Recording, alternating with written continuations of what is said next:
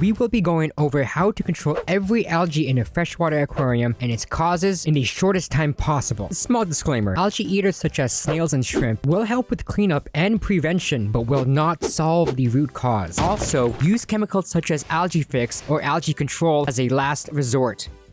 Diatoms. Diatoms love ammonia and silicates. Silicates come from hardscape, zeolite material, and even sand. Immature tanks that are still cycling, and bad water quality. If you have a newly set up tank, remove as much algae as possible, perform your water changes, and most importantly, keep waiting. It will disappear with time. Using bacteria in a bottle may help quicken this process. For low-tech tanks, increase your light intensity, not the duration. Clean your aquarium more thoroughly and test for any silicates in your tap water. Cut back on the fish food a bit. And no, this won't hurt your fish. And yes, diatoms can be green. Green spot algae. Low phosphate levels are usually the main cause, but it also loves high lighting and low CO2 levels. To solve, add more phosphate. But phosphate makes more algae. Do it! Zebra neurite snails and the elusive algae scraper are the only things that are able to physically remove it.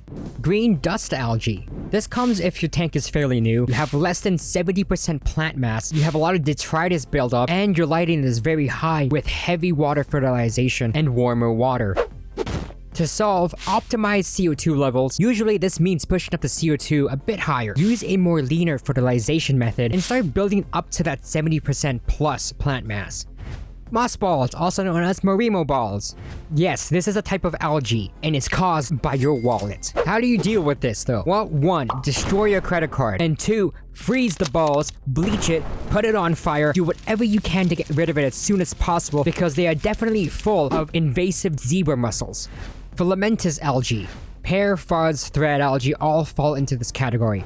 Your plants are stressed due to suboptimal CO2 and or nutrient levels, or too much deteriorating matter which will cause ammonia buildup, thus feeding the algae even more. Solutions are optimize your CO2 levels using the CO2 drop checker or the KH/pH chart. Please, this is very important.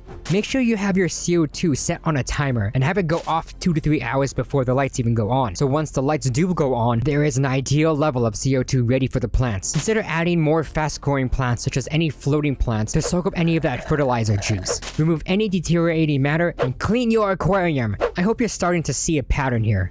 Black brush algae, usually caused by uneven or the lack of CO2, as well as high organic waste and stressed plants. To solve, stabilize your CO2 levels. Spot dosing using liquid carbon will also make it turn red and die. Please be careful with this as some plants do not like the excess liquid carbon. And once again, clean your tank. Staghorn algae. It's caused by high ammonia and organic waste levels. It will appear in low flow areas, nutrient imbalances, and old plant growth. To solve, have a more structured water change regime. Trim those infected leaves, have a balanced fertilization schedule and stable CO2, replanting them healthy plant tops and discarding the old growth. Spot those using liquid carbon with the filter stopped. Again, just like the black brush algae, the algae will turn red and die. Blue-green algae.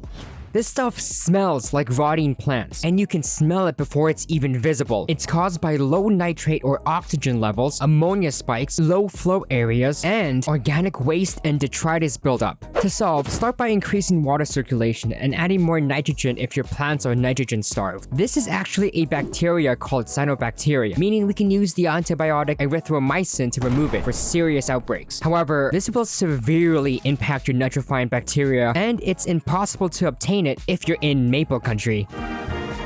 Using ChemiClean or Ultralife works a lot better, as it won't impact any nitrifying bacteria. Also clean! Green water. Caused by floating algae, ammonia coupled with strong lighting, and it usually appears in newer aquariums. To solve this, use a lower light intensity, add some fine filter media to catch any of the floating algae, and if you want a 100% effective rate, use a UV sterilizer. This comes at a premium. And that is all of the algae that you can possibly encounter in your planted tank journey. If I did miss an algae species, let me know in the comments below. I've mentioned KH a couple times, and if you don't know how to test for it, I made a how-to video over here.